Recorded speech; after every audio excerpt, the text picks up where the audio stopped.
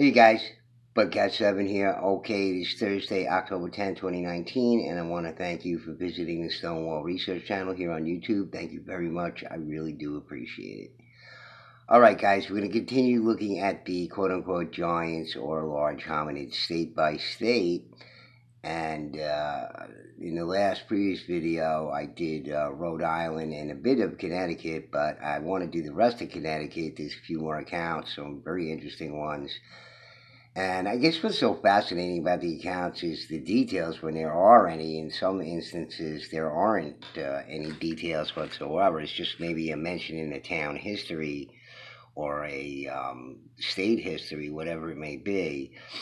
But, those are important from, a research standpoint, and certainly any professional academic would want to know those accounts if they were collating some sort of research of their own. But what's really fascinating are the details in these accounts. And, Connecticut is of particular interest to me. And I did a bit of research up there in northern rural Connecticut in the mountainous area in the Green Mountains. Here I am up in Mallory Trail there in Sherman, Connecticut. It's a very remote part of Connecticut and hard to get to. No public transportation. Very tiny town. They don't want to be noticed. Very private town. And here's one of these giant Manitou heads. One of these stone giant heads of folklore or whatever, if that's what you want to believe. But it could very well been looked at that way by those people. But it's obviously this face with moss growing on his head, his hair, and very interesting. This whole area is like a Disneyland of Aboriginal stone constructions, which just some of them are just so strange. And some of them have been broken down over the centuries, but you could see the remnants of what was there. It's just incredible. But I try to take you through it step by step there in a whole bunch of videos, like 30 videos or something like that. And just a fascinating area to look at. There's so many different Aboriginal things there. So let's get to the last article I was talking about here. It seemed very interesting to me. Great strength and huge teeth, skeletons of Stone Age men of Connecticut. Prehistoric inhabitants of another state were flatheads with great strength and huge teeth. So, huge teeth. What are we talking about? People who eat, highly fibrous material, plant material maybe, I don't know. They double rows of teeth, two huge teeth, whatever it may be, it would, certainly be a different diet than people who couldn't eat such things. But in any case, Bridgeport, Connecticut, August 19th. Two complete skeletons believed to belong to inhabitants of the Earth in the Stone Age. And again, previous accounts often refer to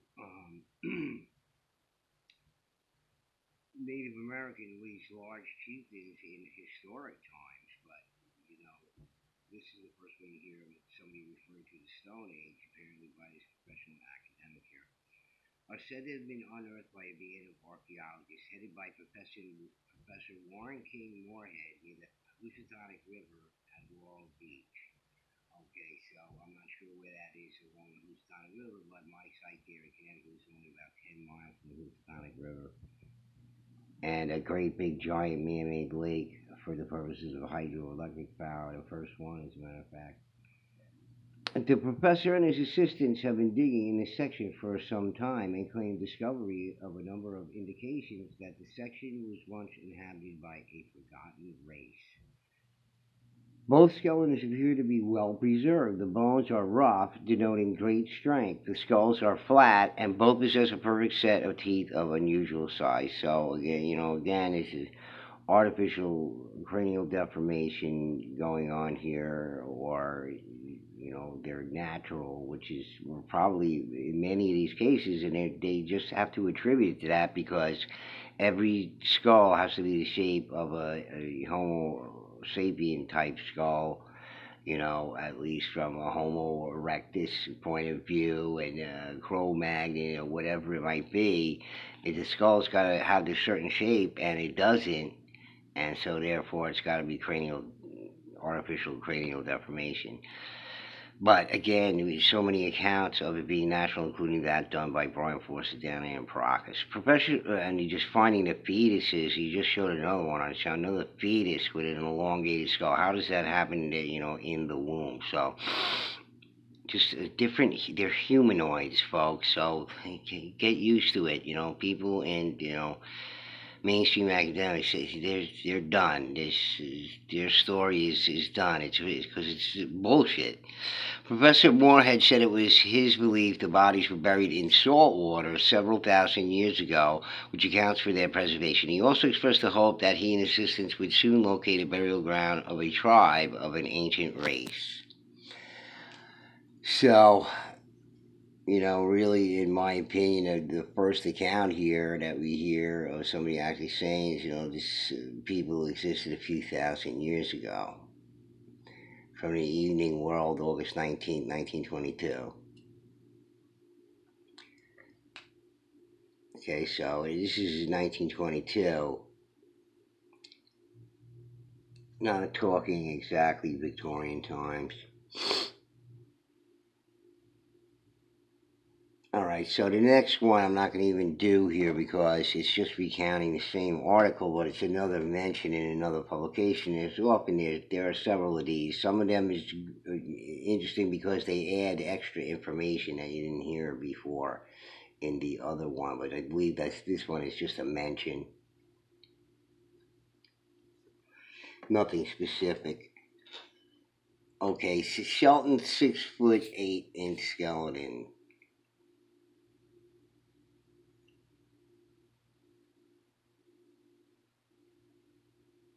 Okay, this is a very interesting one here, and you have to say to yourself, these Yale professors did this archaeological excavation, and what happened to it, and everything else, and all the research, and whatever things, the artifacts they found, and items that they found that couldn't be explained, just disappeared into nowhere, and were never explained.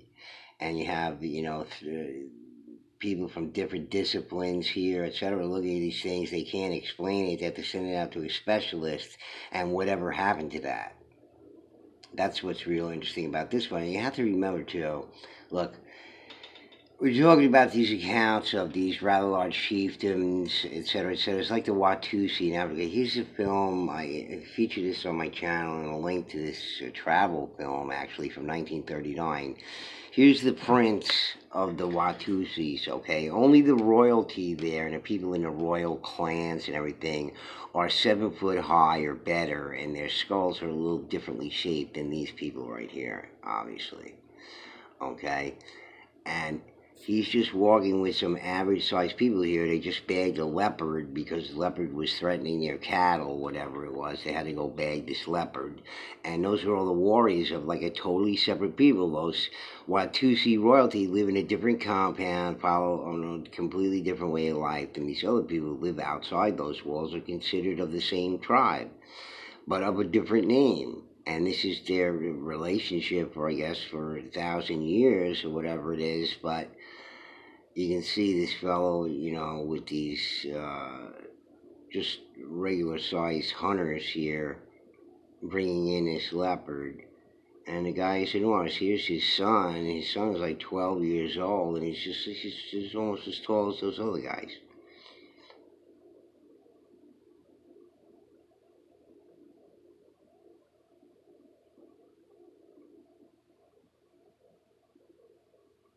And the poor leopard got it.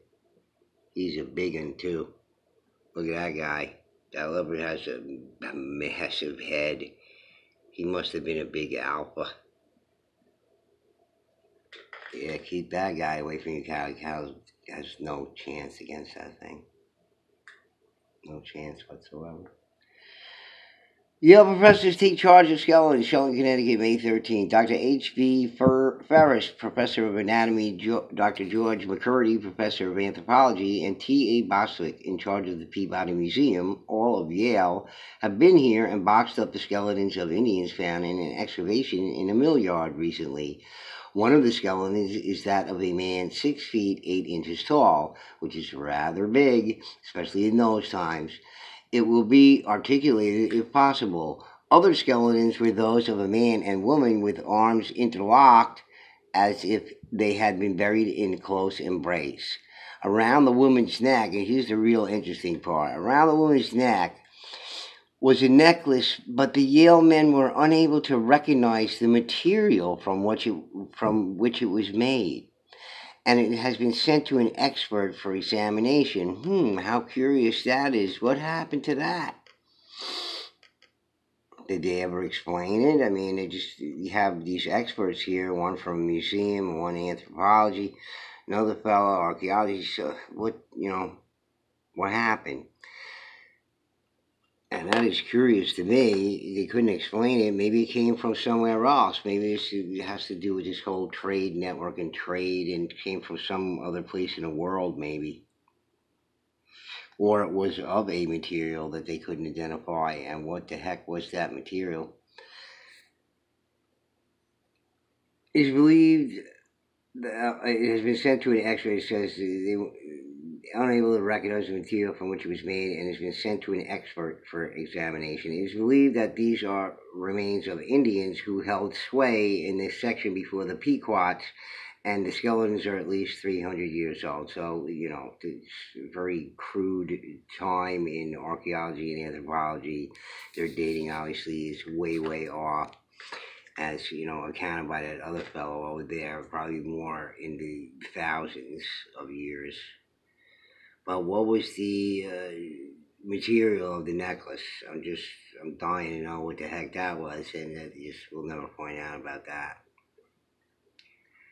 Giantess of Pine Island Cemetery. This is a very interesting one here, and because look, by the time of this account, people in the area of the Northeast here had already commingled with the native tribes already many, many, many times. So the DNA was already mixed up and everything. So it doesn't matter if this person had this surname or whatever. It means nothing. It just could very well be that there's some early mixing of DNA right away. Who knows if this person has any native blood in them? We don't know, but it's very common back in the early colonial, and of course from the explorers and everything else. So this is what happens in the world, and of our not so nice past. Giantess of Pine Island said, grave of a giantess, Norwalk, Connecticut, May 12th. There is a grave in Pine Island Cemetery that is no less than 10 feet long. It is that of Mrs. Mary Titus, a widow, who was laid to rest there on February 5th, 1769. Okay, 1769. The Dutch had been there since the early 1600s, so she's a little over 119. It was 119 years ago before the accounting of this. This is from the New York Times, 1888. Okay, 119 years ago. In the 90th year of her age. Tradition has it that Mrs. Titus was a giantess, which fully explains the enormous length of her grave. It is situated in a remote corner of the large burying ground, and its existence has almost been forgotten. A few days ago, it was discovered by some city people visiting here. Okay, so you would say very uncommon there with a 10-foot long burial there. Who knows? And again, who knows if she was of mixed race or coming from an area of the world, and her ancestry comes from a part of the world where, again, just like the Native Americans in the Northeast, there's these myths of giants, etc., etc. It seems to be wherever there's myths of giants and these rather large skeletons are found, the elongated skulls are found. It just happens to be these myths of giants being these. It just happens to be people that are very tall in these particular areas around the Black Sea, in the Netherlands. We don't know what was going on here. That's part of the unknown history. The history we have hardly any idea of, that everybody's trying to get to the bottom of, and the history reset and all that kind of stuff.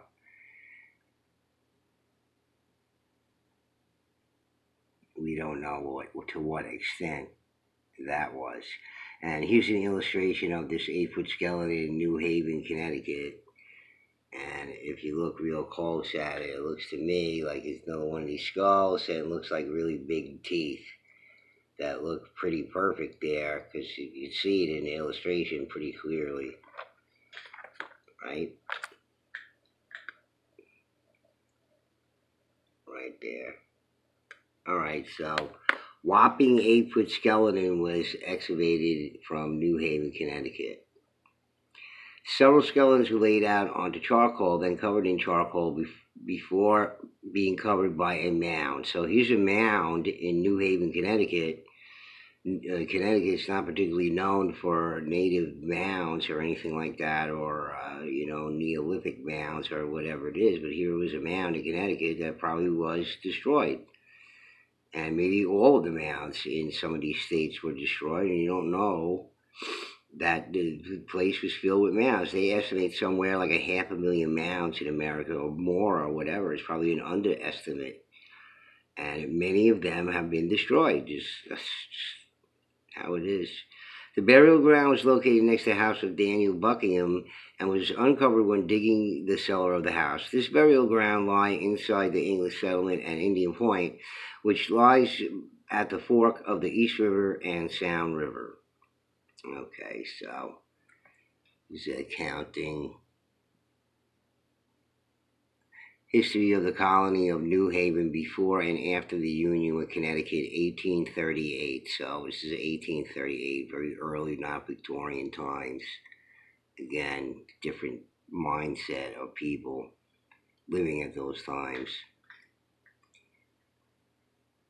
Okay, 8-foot petrified giant in New Haven, Connecticut, and this, again, and as we read in the other article, they're often what they refer to as petrified is often just mummified, and this is the article right here. And when they say petrified giant, it's part of the sensationalism of selling papers or whatever it is. But we read in the other one, first they said it was petrified, then it was mummified, then the remains were in remarkable condition and whatnot. So are we talking about petrified like stone, or are we talking about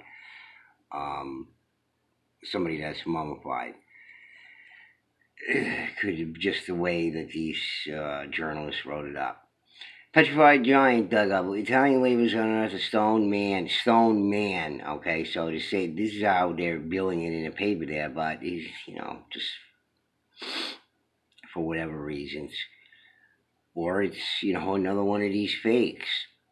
Two Italians were digging yesterday in premises of Deputy Sheriff Arthur Plum near Trumbull Church discovered a petrified giant. Before Plum lived upon the place, it was occupied by Birdseye Plum, who died many years ago. He used to tell his children of a giant named Christian Peterson, a Swede, who died 150 years ago.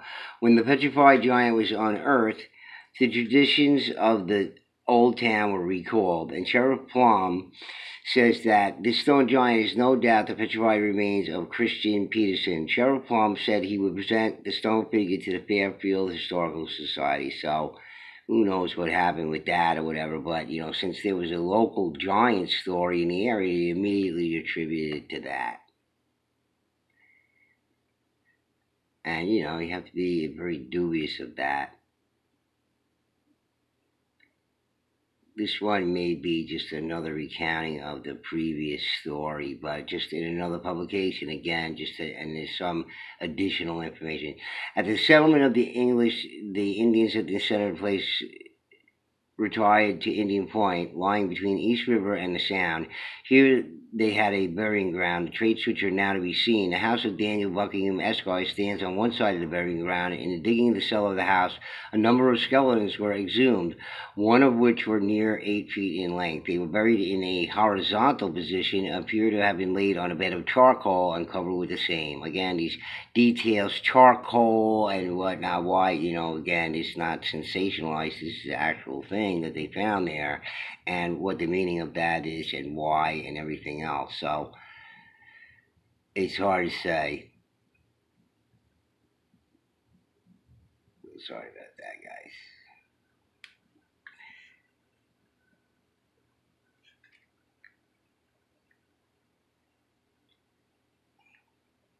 Hold on, I want to get to this last one here. Okay, Norwich gigantic giant. So I can get this done before I run out of film, quote unquote. This is just a mention. Norwich gigantic Indian. Preparing for the foundation of his house, a gigantic Indian skeleton was exhumed and many rude stone tools and arrowheads thrown up. 1866, history of Norwich, Connecticut, 1866. So, they're accounting for it. Not many details except these rude stone tools and arrowheads. But where did they go? What happened to them? What are we talking about? Just no details there. But again, just for accounting purposes, it's necessary to call into these things because these things were happening maybe more frequently than we can imagine. And if that's the case, it's kind of having every single one of them to be a fraud. Windham County of great size. Indian giants of great size. This county was originally settled by Germans from Pennsylvania who were plain industrious people and thrifty farmers. In the early, they suffered many cruelties and hardships from the Indians and French colonial Peter Muhlenberg. Afterward, a general in the Revolution, was a Lutheran minister and distinguished himself by bravery and cool valor. He settled this country from Pennsylvania when quite young. The bones of skeletons of Indian giants of great size have been dug up in this county, compared with those mentioned in Captain Smith's history. The Daily State Journal, May 6, 1873, from out traveling correspondent, Woodstock, Connecticut. Okay, so another just a general accounting of digging up these things in abundance. And again, so many of these stories weren't accounted for simply because the people just didn't care, didn't want to get involved. The skeletons disintegrated anyway.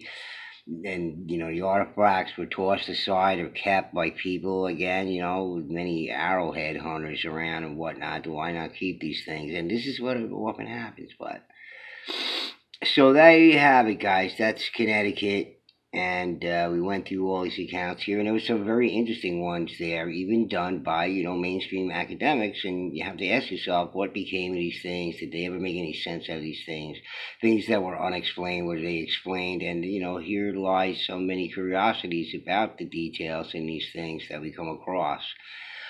All right, guys. So anyway, again, we're going to continue with this, move on to New York in the near future here. I have some other articles and different things to get through. I think the next video is going to be about the stone walls of New England anyway, and then we'll go back to the Giants. But we got to account for these things. Again, we're going to get expert in it and, see what the commonalities of these are, the interesting things and things that are unexplained, like we heard in this article in here.